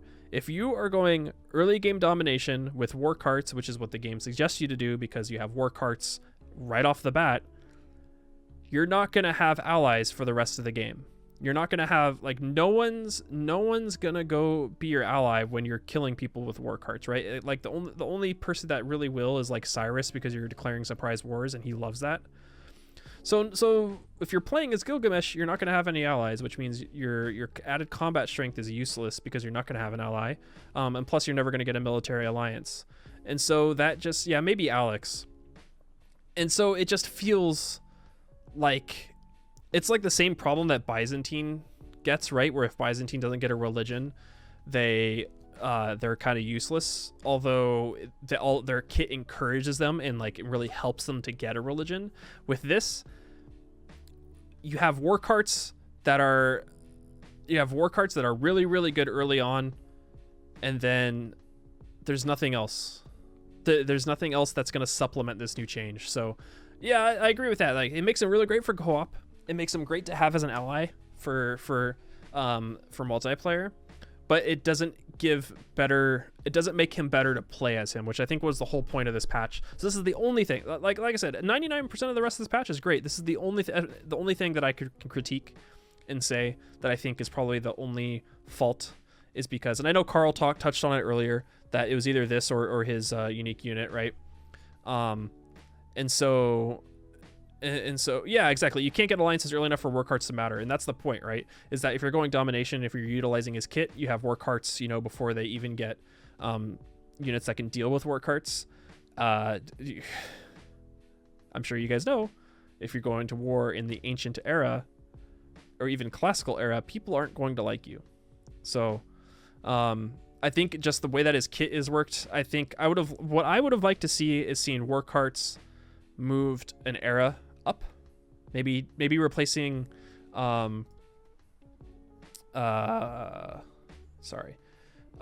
maybe replacing knights and giving them bonuses that to replace knights. That way it kind of coincides around the time you're getting alliances. That's really the only thing that I would like to see. Be it, like, make it be a knight replacement. So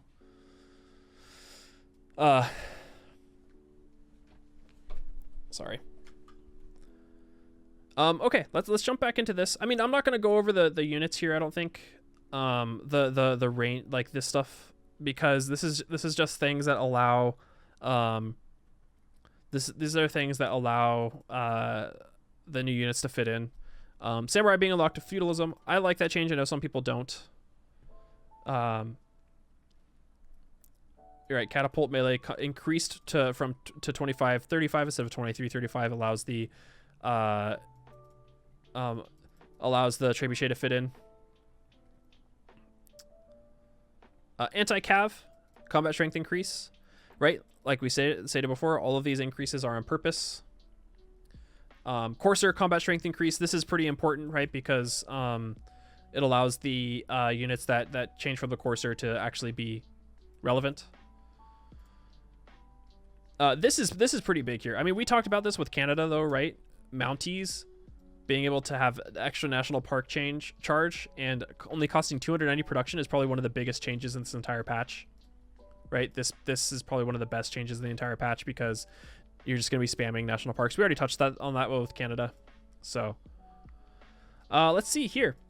Rough Rider Teddy replaces the what are they called? The Rough Riders replace the Cuirassier.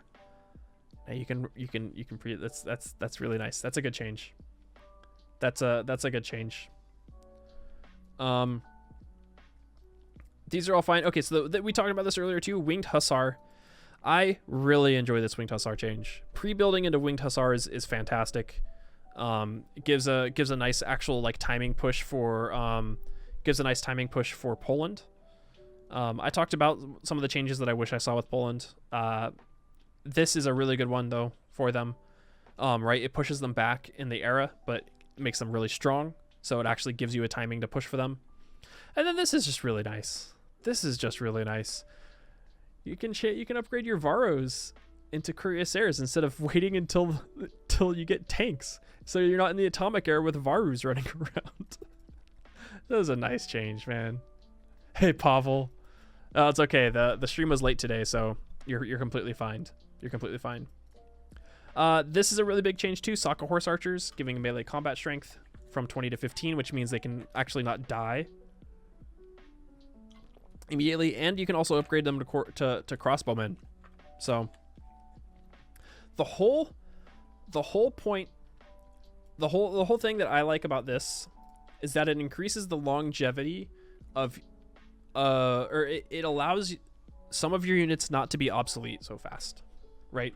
A good example is the catapult. You get catapults, you can't upgrade them into bombards, so you're sitting there for an entire era and a half not being able to use them. Now they go into trebuchets, which means that your catapults become useful once they start getting medieval walls. So that's really, really nice. Same thing with man-at-arms, right? Felt really awkward going from swordsman, wait, and then you have nothing, and then you have to get musketmen. Nice little transition there. Same thing, then you have to wait until you get infantry after musketmen. So it's just a really good balance in between adding those. And it fixes the problem that I had with Civilization 5. In Civilization 5, remember, if you guys remember, I loved Civ 5 more than I loved Civ 6 for a very long time. But the problem with Civ 5 is that you would get to trebuchets, and then you wouldn't use trebuchets until you got to artillery. And the same thing with musketmen, like you wouldn't upgrade them until you wouldn't use them until you got to infantry, right? So it's the same type of idea where there were like gaps in the military that just felt really awkward and really bad. Wasn't as severe as Civ 5, but it felt a little bit like it. So that's just a really good fix, a really good addition. Adding those extra units in the medieval era and then the one in the industrial era just helps out the game be a little bit smoother when it comes to domination. Gameplay fixes. This is really good quality of life change. Allied civs no longer be shown as espionage destinations, which means you don't have a massive list of just empty espionage destinations. So that's good. Idle governors must now be addressed before advancing to the next turn. Cool. Fix an issue where the Mariana chariot archers were not counted as ranged cavalry. I didn't know that was an issue, so that's, I guess, good.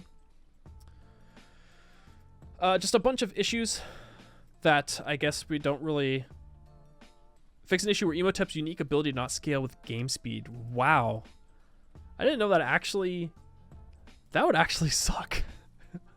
Not scaling. Can you imagine getting Emotep and it not scale? Or like, Emotep's available and it doesn't scale? Yikes. Bonus resources would not. Oh no. You guys did it. Why? No. RIP. RIP building districts on RIP building districts on bonus resources. That was so nice. I mean, it was obviously a bug. It was obviously a bug, but it was so nice to be able to build districts on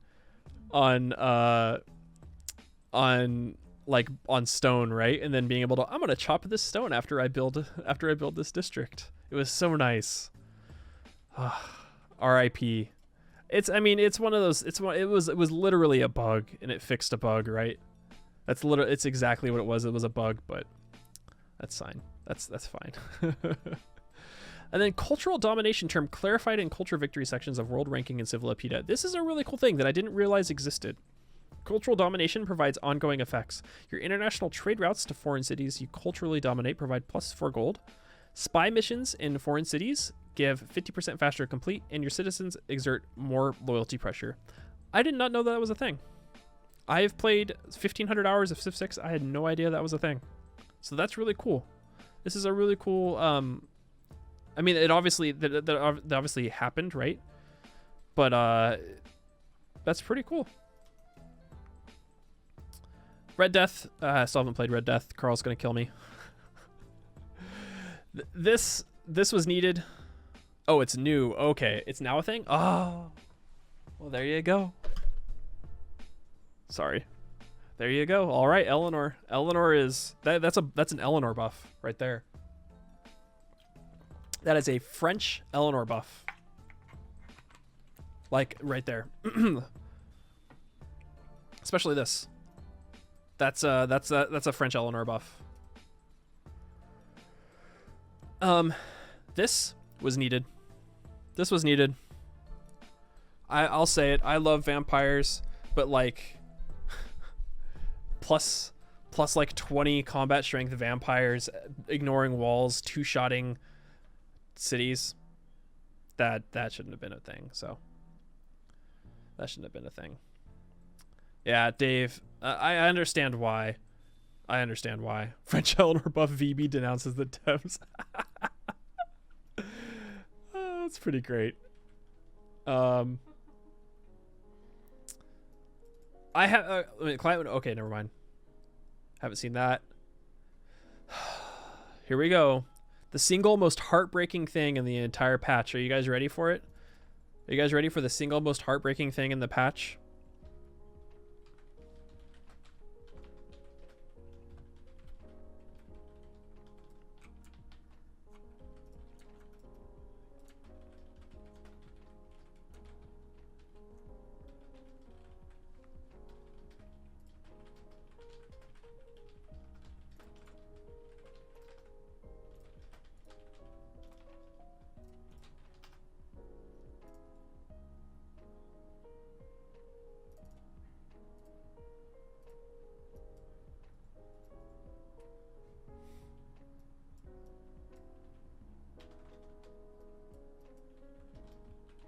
They ask you how you are, you just have to say that you're fine when you're not really fine, but you just can't get into it because they would never understand.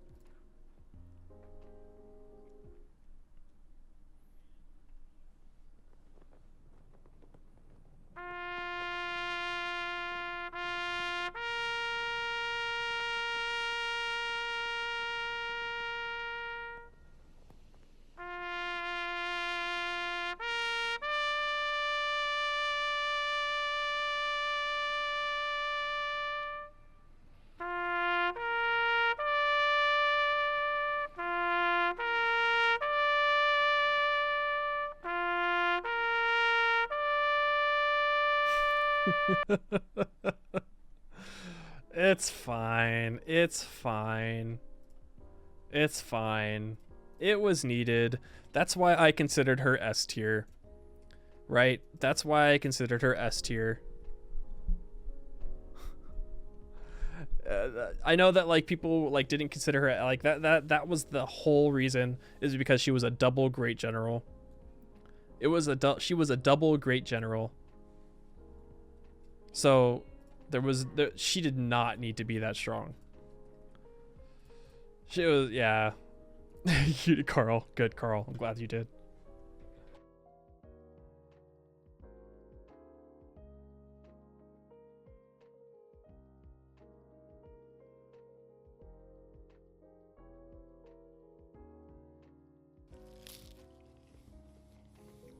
Oh yeah. Holy shit. That's really good. That's very, very good. I can't believe that.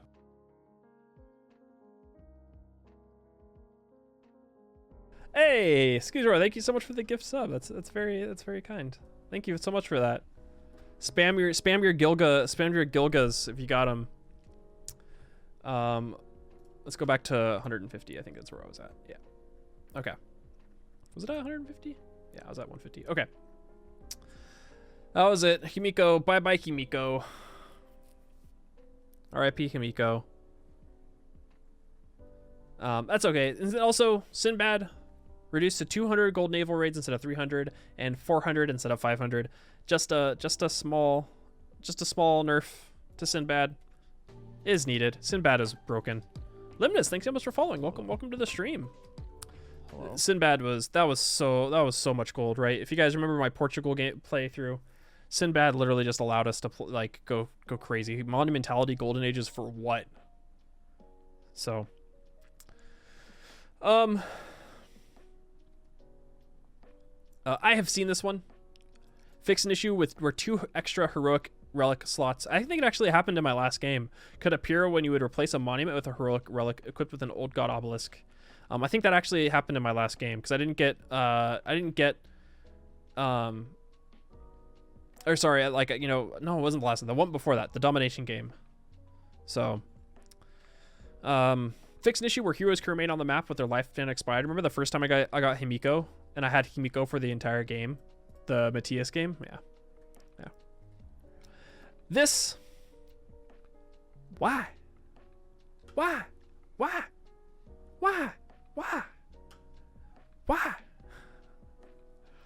I guess it's so they don't get pillaged. Or is it just to keep it in theme with every other like thing that can't be built on volcanic soil, right? I'm assuming you pay attention to how you're. Yeah, you should. Just pay attention to the chair, but just listen, because OP. I guess it's just one of those things. It's like luxury. Maybe remove the option of luxury resources being built on volcanic soil or something. Because what sucks is that if I know these are whole what if situations, right? But if like you have a luxury resource and it's the only luxury resource in, like, say it's a continent, and it's a continent that only has that one luxury resource. So I remember my Portugal game, on the left side of my island, it was the only continent in the area, and I only had one copy of, I think it was dyes, and that gave me the monopoly on dyes. Imagine now that you have dyes on volcanic soil, now you can't create an industry there. Like, I think it's a really weird change. I think it's a weird thing. So if it's the only luxury you have, the only move is to reroll true. If they're keeping it in theme where you can't build other improvements on volcanic soil, then I get it. I get it. I just think it's a little weird, and maybe make it change so you can't you need 3. Okay, yeah, I get that. Yeah, that's fair. That's fair. I just think it's a weird thing. I think it's just a weird thing. If it makes sense, if it's trying to keep it in line, then yeah, that's fair then. Fixed an exploit allowing Kublai Khan's bonus to grant multiple boosts to the same city. I have not seen that, so more fixing exploits. That's nice. All right, barbarian clans. Increase the unit spawn rate for cavalry. Hello? Are you trying to make PB quit Civilization 6? Think of the poor Canadian man. Think of PB. Hello?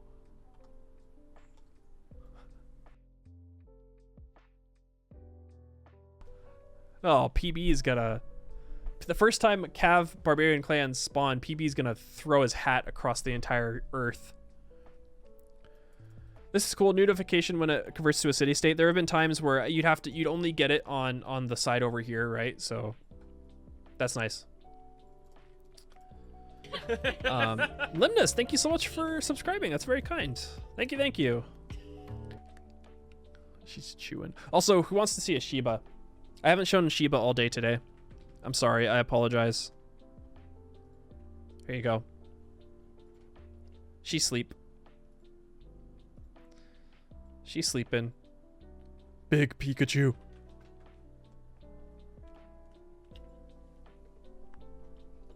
Okay. That's QL.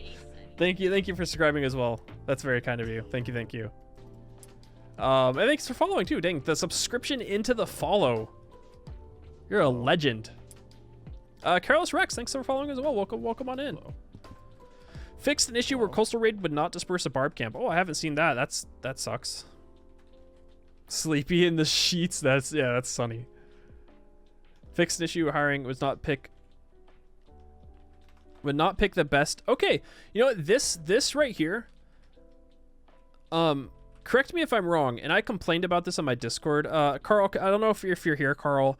When it comes to picking the best unit available, is that in regards to, I had an issue with my Vietnam playthrough where I could not, no, it wasn't Vietnam. I was playing someone else and I could not pick the Voitiens as the unique unit to buy, even though there were swordsmen in there. Is that because swordsmen are technically the best unit available out of the two, even though I had machinery unlocked?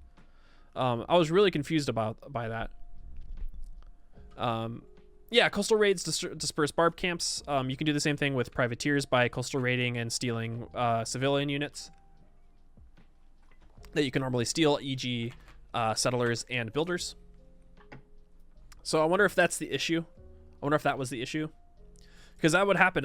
There's been very few times. The only times I've ever been able to buy a unique unit is if it's a quadrireme or if it's a eagle warrior. So yes, I have seen that as well, Riled. I've seen that where there'll still be a lot of the map. You'll have a lot of the map uncovered, but there's no units down there and no barbs spawn at all. So. Oh, okay, this is nice too. I've seen this happen all the time. Fix an issue where enticed barbarian units would sometimes attack other targets than the one player selected. I have seen that. I've enticed barbs to attack a city-state or an AI right next to me, and they start attacking the city-state instead. So that's a good fix. Raul, thank you for following as well. Welcome on in. Hello. The chance for a new zombie to spawn after attack is affected by population of city. The higher the population, the higher chance a zombie will spawn. Okay, that's nice. And then spies will now be killed by failed zombie outbreak spy operations in city states. Wow, that's interesting. Okay. AI improved ability for naval units to heal. Cities will not build ships for future operations if they're on a lake. No more lake boats. Where are all the lake boats? I mean, this just makes the AI better, right? Increased desire for districts and improvements. Yeah. Cool.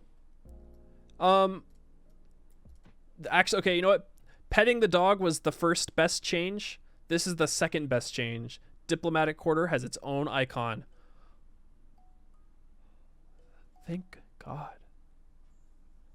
Thank God.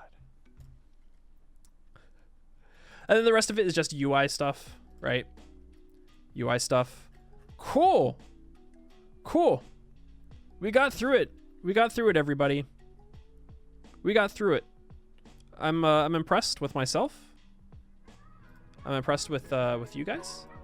If you guys wanted to, yeah, no more sailing, Bob. Exactly. Nerf AIPL. Here's the patch information if you would like to read it. We're gonna jump into a game today. My stream is gonna be going a little bit later than it usually does because my stream did not start until 1:40 p.m. today.